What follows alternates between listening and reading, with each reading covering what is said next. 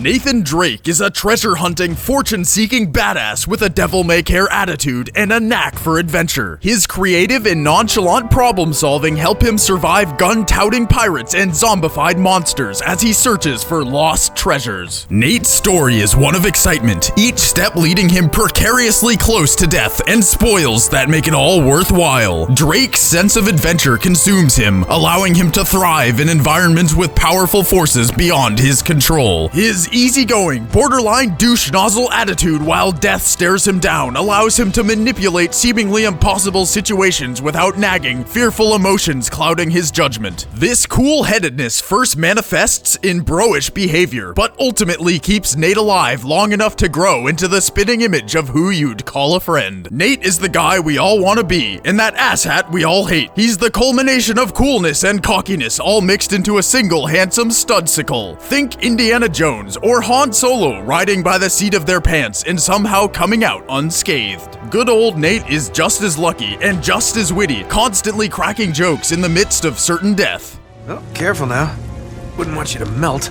We first meet this ever-confident and relaxed Nate in Uncharted 1, Drake's Fortune. At the start, he uncovers Sir Francis Drake's coffin, who may or may not have been his great-grandfather or some shit. But surprise, the coffin is empty, save for a partially ripped journal that leads Nathan on a quest for El Dorado, but not before fighting off some pirates and ditching his future love interest. Yeah, he's that asshole. Nate and his buddy Sullivan follow the torn, mysterious journal in search of El Dorado, the Golden City, but instead stumble into a mossy temple which reveals the Golden City is actually a golden statue. A really big one. They make their way from the temple and curiously run into an old as fuck German submarine from World War II. What a Nazi submarine is doing in the middle of a jungle, I couldn't tell you, but it makes for a good plot twist. M. Night Shyamalan? Drake finds a missing page from the journal that will hopefully lead him to the highly sought golden statue, and while doing so, accidentally kicks a torpedo on his way out. Nathan climbs out of the sub and finds himself at gunpoint by Gabriel Roman, another treasure-hunting assface with a cool accent. Roman is joined by his sidekick Navarro, asshole number 3. Nate is saved by his dumb douche luck when that torpedo he kicked explodes all $5 of that foot long. Yeah, I want that explosion on Italian urban cheese.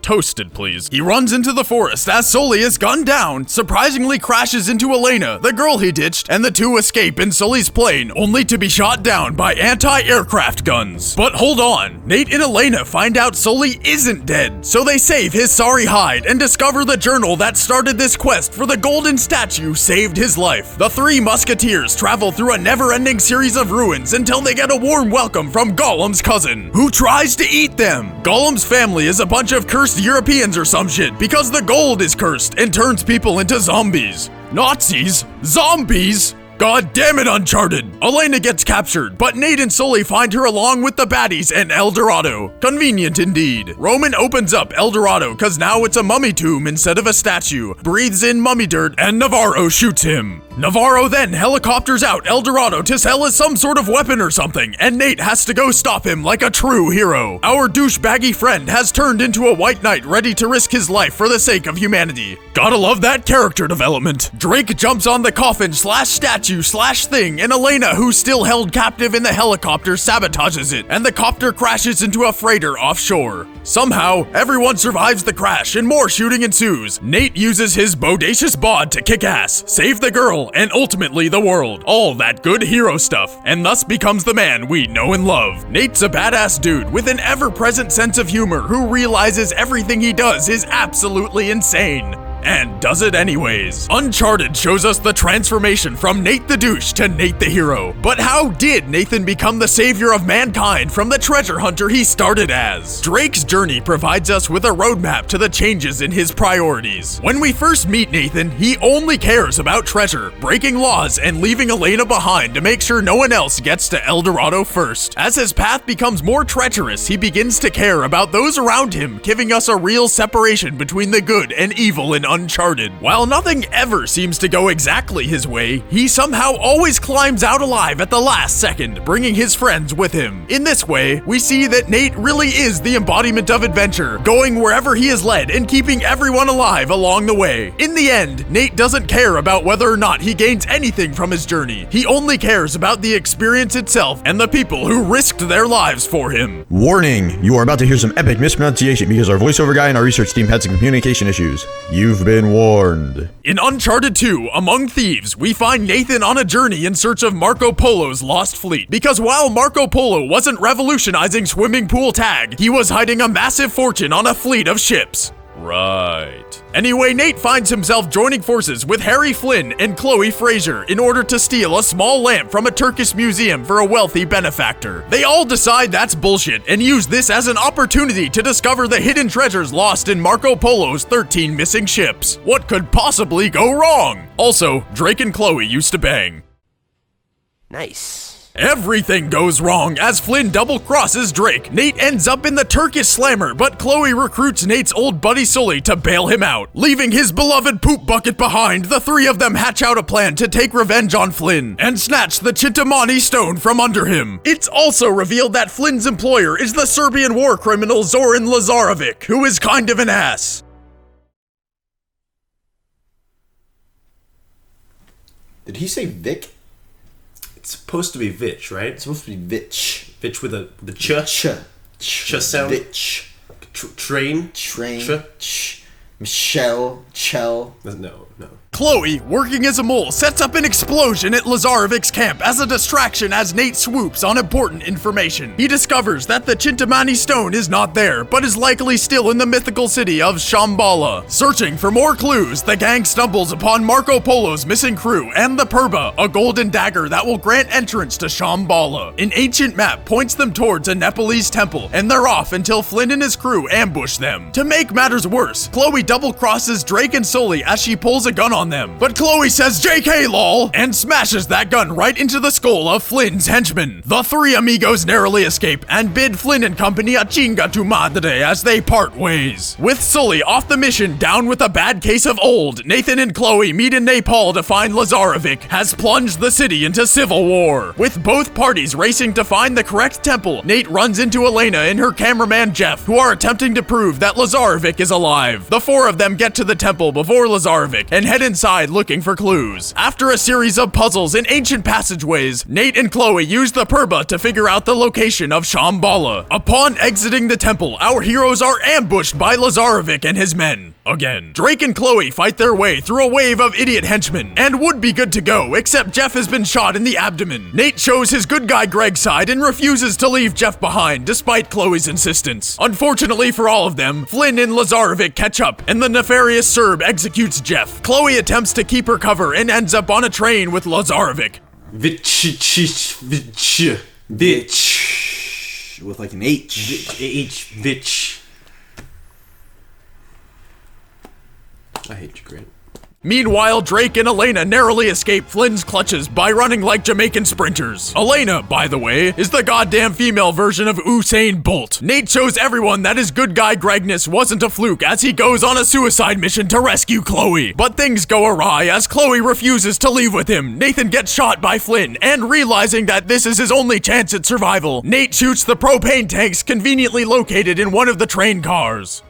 No kidding. Barely surviving the wreckage, Nate awakens in a Tibetan village where he is reunited with Elena. She introduces him to an elderly German man named Karl Schaefer, who claims he was on the same crusade in his youth that Drake is currently on. Schaefer sends Nathan to find the remains of the men from Schaefer's expedition 70 years earlier. Nate is accompanied by a local villager named Tenzin, who unfortunately is not an airbender. Hidden in a series of ice caves, Tenzin and Drake discover Schaefer's men. Nate and Tenzin are attacked by these things, but escape, only to find Lazarevic's men attacking the village. Realizing that Schaefer has been kidnapped with the Purba in hand, Drake and Elena track down Lazarevic in an abandoned monastery. The two locate a mortally wounded Schaefer, who tells Nate he must stop Lazarevic and destroy the Chintamani stone. They find the entrance to Shambhala, but are taken hostage by Lazarevic, who forces Drake to take him to the city. They are attacked by these things again, who appear to be mutated humans in a Yeti suit, transformed by eating the blue resin. These confused Halloween goers save save the day as another attack provides enough of a distraction for Drake, Elena, and Chloe to escape. Along the way, Drake realizes that the Chintamani stone wasn't a stone at all, but the blue resin from the Tree of Life. At the tree, Nate confronts Lazarevich, and in an epic battle for the fate of humanity, Nathan nonchalantly becomes the hero he's meant to be. What the hell did you do back there? Oh, you know, save the world.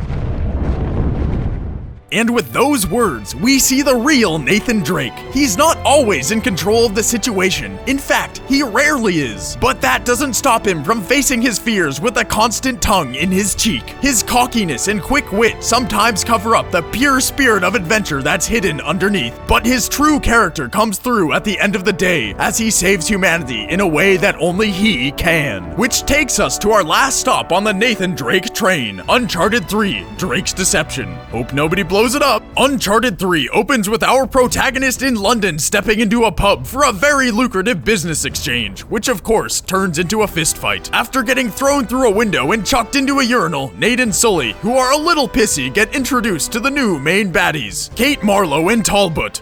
Who the fuck is that?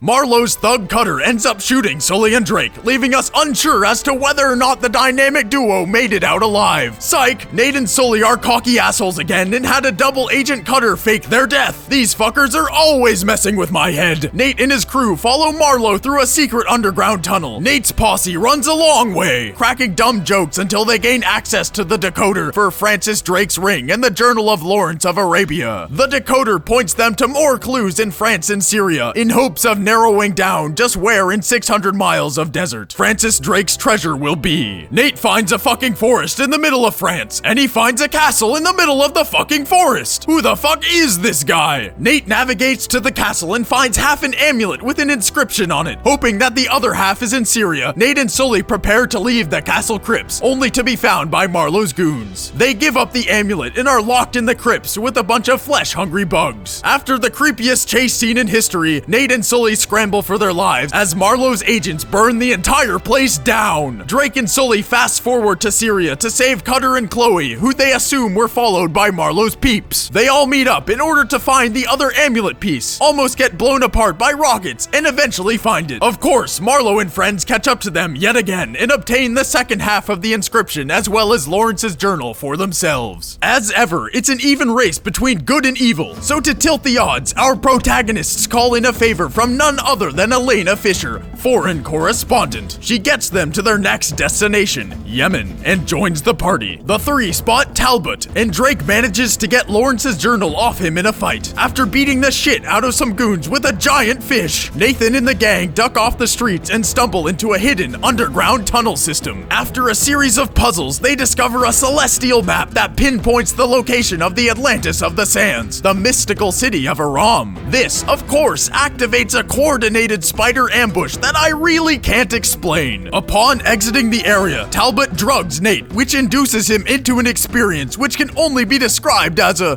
bad trip, man. Nathan awakens to the sight of Catherine Marlowe, who does her best bitch impression and threatens to kill Elena if Drake is uncooperative. After a less than fruitful negotiation, Nate chases Talbot through the streets of Yemen's market district, and after a brutal fight, Nate is knocked out by Marlowe's payroll pirate, Ramesses. God damn it! Did he have a stroke? After a short delay and a kick-ass escape from the pirate ship, Nate washes ashore. Nathan makes his way to Elena's apartment, where he finds out that Sully has been captured by Marlowe. Not willing to leave their friend behind, they hatch a plan to save Sully by boarding a cargo plane set to make a supply drop to Marlowe's convoy. Nate, with Elena's help, manages to make it on board. And after the worst in flight service since my last flight on Southwest, the plane explodes and Drake barely survives by grabbing a hold of a cargo container midair and deploying its parachute. Lost in the desert, Nate treks for days across the ocean of sand, suffering from dehydration and hallucinations, before finally arriving at a ghost town. He runs into Marlowe's men, who have occupied the town, but is rescued by a Bedouin tribe. The Sheikh of the tribe, Salim, explains that Aram is a cursed city with an incredible ancient power that must not be awoken, or else they will all perish. Salim offers Nate his help, and with their powers combined, they create an international horse-riding spec ops team that saves Sully's behind. Holy shit, smartest horse ever! With Sully in hand, the equestrian entourage heads for the city of Aram. Upon entering, Nate drinks the city's water and experiences vivid and terrifying hallucinations. After sobering up, Nathan realizes that is what Talbot and Marlowe are after.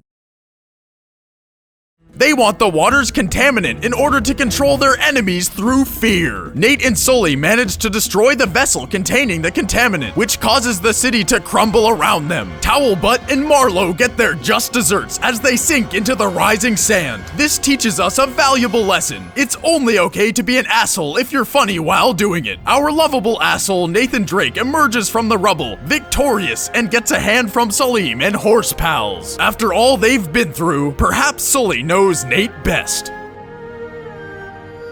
You're not proposing, are you, Sully? I mean, I love you, but... Stop. Just stop being a wise ass for 1 second.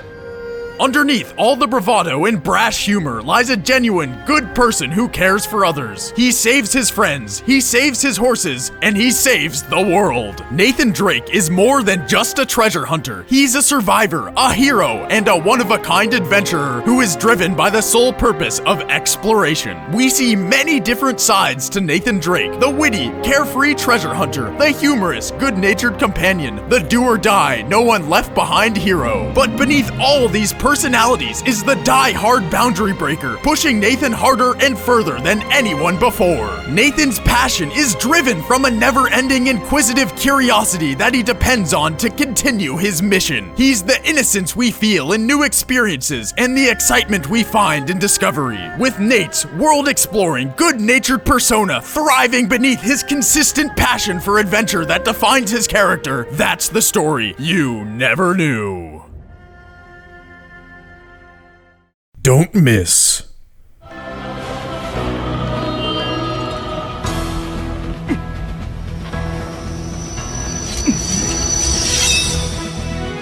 Coming soon. Hey guys, I hope you liked Nathan Drake, the story you never knew. I'm Grant, the voiceover guy for the Treesicle team. And I'm Ryan, one of our editors. Click us to check out Mario, the story you never knew, or click down below to check out Laura Croft, the story you never knew. And also, like us on Facebook or follow us on Twitter. And hit that subscribe button down below if you're a fan of our stuff. There will be more to come soon. Yes, there will.